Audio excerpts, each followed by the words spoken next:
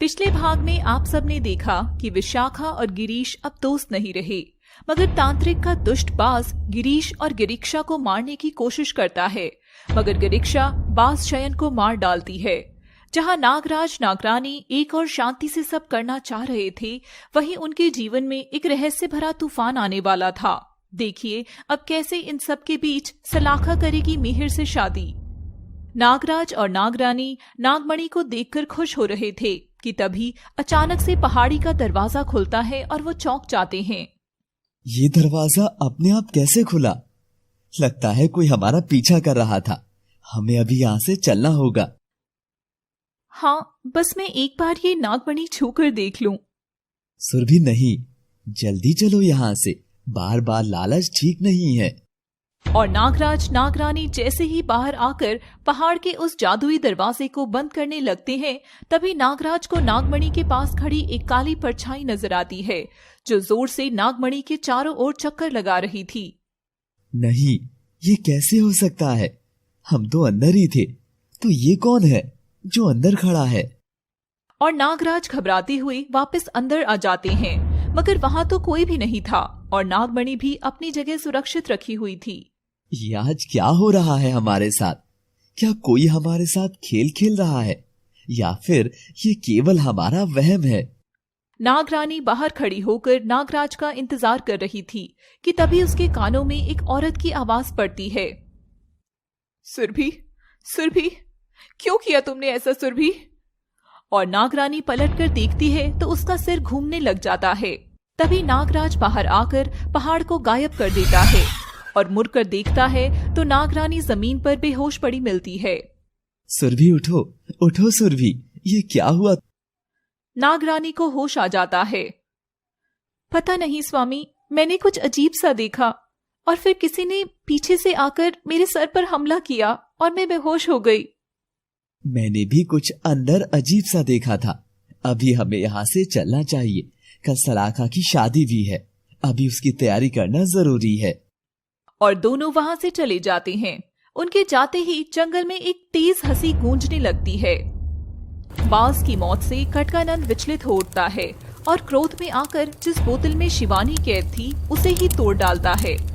बोतल टूटने की वजह से शिवानी बाहर आकर गिरती है और तुरंत भागने लगती है, मगर खटकानंद शिवानी पर वार कर उसे घायल कर देता है।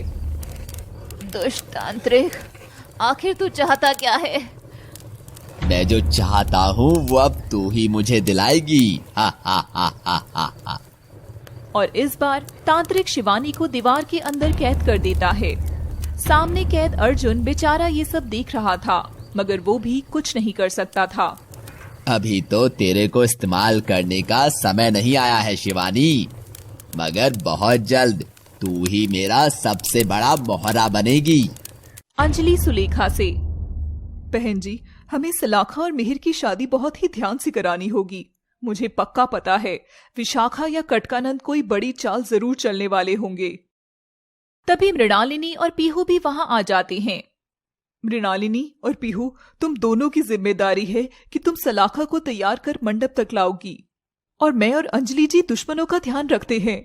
मगर बुआ जी आप कैसे? आप तो बस मामूली इंसान हैं। तभी पलक झपकते ही सुलेखा एक विशाल नागिन में बदल जाती है।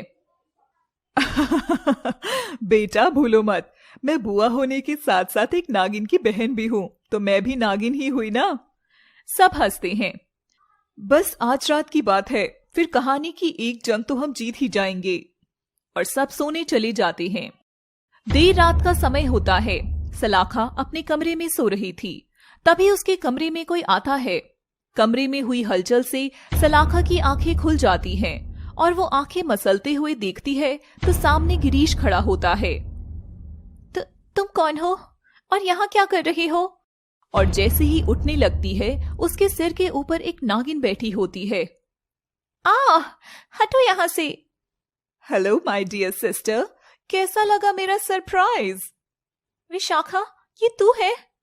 और सलाखा आगे कुछ बोलती कि उससे पहले ही विशाखा उसके सर पर जीभ से वार कर उसे बेहोश कर देती है।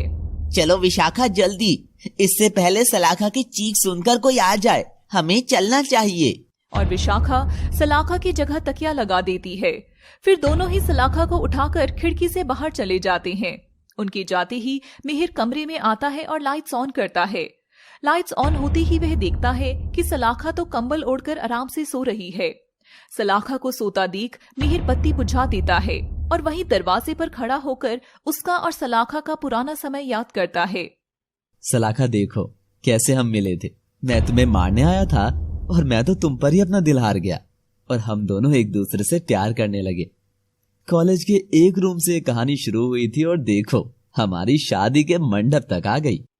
मिहिर उन खट्टे मीठे दिनों को याद कर सलाखा के ख्यालों में खो जाता है, जिसमें वह कैसे सलाखा को नील गाय बोलकर चढ़ाता था और उसे तंग करने के लिए नकली जहर पीने का नाटक भी किया था और कैसे धीरे धीरे दोनों एक दूसरे के करीब आते चले गए।